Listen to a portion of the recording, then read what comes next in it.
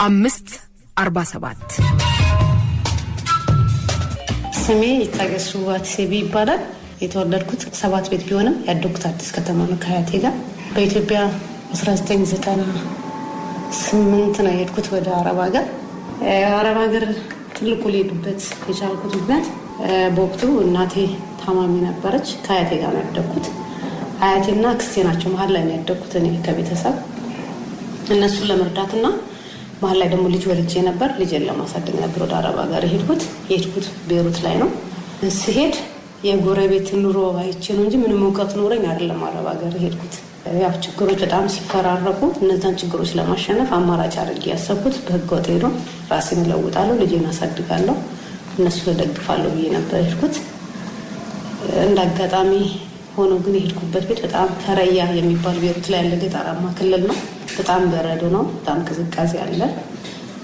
የሄድኩበት ቤት ደግሞ እንዳለ የአይምሮ ታማሚዎች ናቸው እና በየሰዓቱ መድኃኒት አስታውሽ ይሰጣለሁ። በጣም የሚያስፈራሩ ሰዎች ናቸው። በጣም በቃ አመት ከ7 ወር ስቃይ ውስጥ ነው የኖርኩትና እስቲም ቤተሰቤን አለማግኘት ልጄን ደውዬ ድምፅ አለማስማት ራሱ ስነ ልቦና ችግር ፈጠረብኝ። እዛ አመት ከ7 ወር ያለ ደሞዝ ነው የሰራሁት። ምክንያቱም መብቴን አላቅም፣ ግዴታዬን አላቅም። መብቴንም መጠየቅ አልችልም፣ ግዴታዬ ምን እንደሆነ እውቀቱ የለኝምና ወቅቱ ወረቀት ያስፈርሙኝ ነበር። ያው አረብኛ ስለነበረ የማንበብ ችሎታ የለኝም፣ አላቅም። ሲያስፈርሙኝ ለካ ደሞዝ እንደሰጡ አድርገው ነበር የሚያስፈርሙ። እኔ በፍርሃት ውስጥም ስለነበርኩኝ ነፍሴን ለማዳን ያሉኝን በሙሉ አደርግ ነበር። አመት ከ7 ወር ሰራው ያለ ደሞዝ ሊሰጡኝ አልቻሉም። በቃ የሆነ ሰዓት ላይ በጣም ከራሴ በላይ ቤተሰብ ጋር ደውዬ ችግሬን አልናገርም። እንደ አጋጣሚ ሆኖ ከኔ ፊት ለፊት የልደታ ልጅ ነበረችና አንድ ቀን ሲወጡልኝ በመስኮት አገኘኋት። ምናዊ ነሽ ስትለኝ ኢትዮጵያዊ ነኝ። ኬት ነው የመጣሽው? አዲስ ከተማ አካባቢ ነኝ። እዚህ ቤት እኮ እንደው እግዚአብሔር ረድቶሽ ነው እንጂ ከዚህ በፊት ስሪላንካ ነበረችና እግሯ ጠብሰዋት በሳት አቃጥለዋት ወደ ሀገር የላኳትና በቃ መጥፋት ካለብሽ ጥፊ በሆነ መንገድ እኔ እረዳሻለሁ አለችኝ።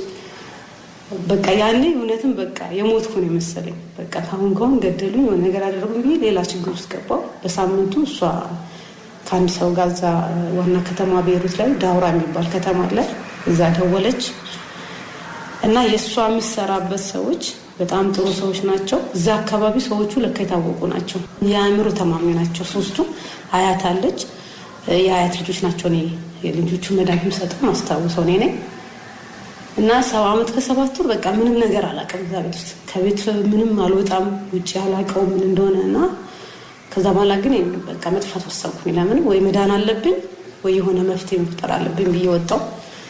የሚገርመው የወጣሁት በኢትዮጵያ ከሌሊቱ 9 ሰዓት ነው።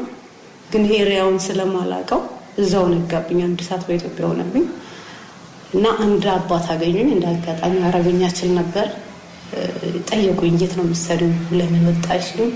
እንደዚህ ቤት ነው የምሰራው፣ ደሞዝ የለኝም፣ እኔ ልጄ ናፈቀችኝ፣ ወደ ሀገር የምልሄድበትን መንገድ ስጠይቃቸው አልልክም አሉኝና በቃ መጥፋት ወሰንኩ ስላቸው በመኪናቸው ይዘውኝ አበሻ ያለበት ቦታ ላደርሰሽ ብለው ይዘውኝ ሄዱ እና ስንሄድ መንገድ ላይ እዛ ሀገር ምንድነው ሰራተኛ ካልሆንክ የነሱ ሰራተኛ ካልሆንክ ይዘው መንቀሳቀስ አይችሉም፣ እንደ ወንጀል ነው የሚታሰበውና ፖሊሶች ካስቆሙን ከጠየቁን እኔ የነሱ ቤት ነው የምሰራው በይ አሉኝ እና እንዳጋጣሚም ሳያስቆሙን እኔ ዋና ከተማ ዳውራ ላይ ደረስኩኝ። ዳውራ ላይ የጎረቤት ልጅ ጓደኛ አለች አግብታ የምትኖር ሌላ ከተማ ላይ ቤሩት ላይ። በቃ ቀጥታ ምንድነው ያልኩት ቤተሰቤን እንዲደውላችሁ አገናኙኝ ያልኩኝ። እዛ አበሻ አገኘሁኝ፣ ልጆች አገኘሁኝ። ዳውራ ላይ ትንሽ ተባበሩኝ፣ ከነሱ ጋር ቁጭ አልኩኝ። እዛም ቁጭ ብዬ ምቾት አልነበረም፣ ስቃይ ነበር። 6 ወር ያለ ስራ መቀመጥ በራሱ ሌላ ችግር ነው የሚፈጥረው። ከቤቱ ከወጣን በኋላ 6 ወር ድረስ ስራ አላገኘውም። እዛ አበሾች አሉና ይተባበሩሃል። ስራ ስትፈታ ያው ከቤት ስትወጣ አዲስም ስለሆንክ የቆዩ ልጆች ሲኖሩ ዳውራ ላይ ደግሞ በጣም ያው የቤሩት ዋና ከተማ ናት፣ የገበያ ማዕከል ናት። ኢትዮጵያኖች በጣም የሚኖሩባት እና ውጭ ላይ የሚሰሩ ኢትዮጵያኖች ይበዛል እዛ አካባቢ።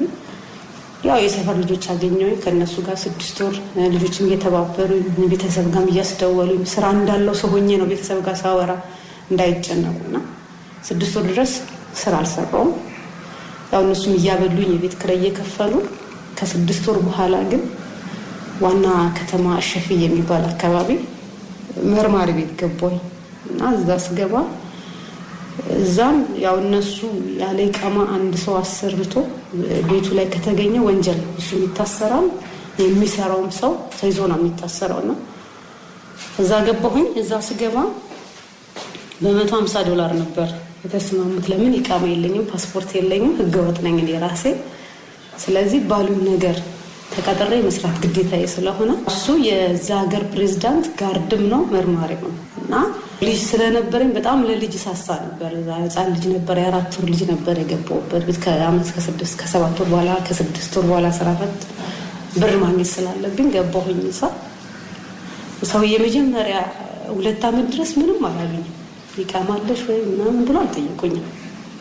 ሄድኩኝና መስራት ጀመርኩኝ። ስሰራ የ7 አመትና የ4 ወር ልጅ አለ ቤቱ ላይ እና የ4 ወር ልጅን በማቀፍ እሱን በመጠበቅ እሱ ሲተኛ ስራ እንድሰራ ዶክተር ናት ሚስቱ አደረጉኝ። 2 አመት ድረስ በጣም ስለወደዱኝ ከልጆች ጋር ስለተግባባሁኝ ዝም አሉኝ እና በሁለተኛ አመቴ እኔ ወደ ሀገር መሄድ እፈልጋለሁ ልጄን አፍቀኛለች ስል ሰውየው ከመጀመሪያ ጠፋሽበት ቤት ምን ሰርተሽ ወጣሻል?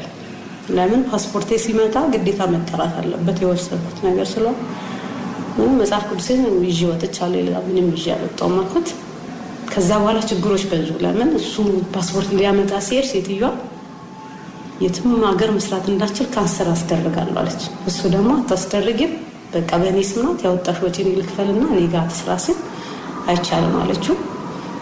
ችግሮች በጣም በዙ። በቃ ሰውየው ማሰራት ፈለገ፣ ሴትዮዋም መላክ ፈለገች። ከዛ በኋላ ደብል ባመጣችበት ደብል ብር ተቀብላ ፓስፖርቴን ሰጣችሁና መጥቶ እንደዚህ ደብል ተቀብላኛለች፣ ስለዚህ ማገዝ አለብሽ እኔ አለኝ። $700 ለሱ አገዝኩት። ለምን ወደ ሀገር መሄድ አለብኝ፣ ልጄ ማየት አለብኝ። ከ2 አመት በኋላ $700 ከፈልኩት በኢትዮጵያ። እንግዲህ ስንት እንደሆነ አላውቅም። ያኔ 3000 ምናምን ነበር መሰለኝ የሚመነዘር። በጣም ምንዛሪ ትንሽ ነበር ያኔና እነሱ ቤት 7 አመት ከ4 ወር ሰራሁኝ ወደ ሀገሬ ሳልመጣ። ከዛ በኋላ ግን አጠቃላይ ጨርሼ ስመጣ ግን እዚህ አያቴን አጣሁ፣ አክስቴን አጣሁ፣ እናቴን አጣሁ። ወንድሜ በህመም አገኘሁት።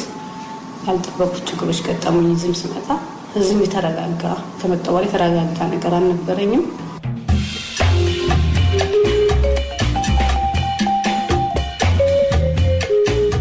ስመጣ ግን እንደ ሀገርህን ትወዳለህ፣ ግን ሀገር ላይ ደግሞ መደረግ ያለበት ሳይደረግልህ ሲቀር ደግሞ ሌላ ችግር ነው የምታስበው እና ያው እናት ነገር ያህል ነገር ከባድ ነገር ነው። አያት ማጣት፣ አያት ማጣት፣ በቤተሰብ ማከል አድገህ ቤተሰብ ስታጣ ትንሽ ስለልቦና ጫና ይኖራል። ችግሮች ኖረዋል፣ ግን ያው ችግሮችን ደግሞ ታልፋቸዋለህ።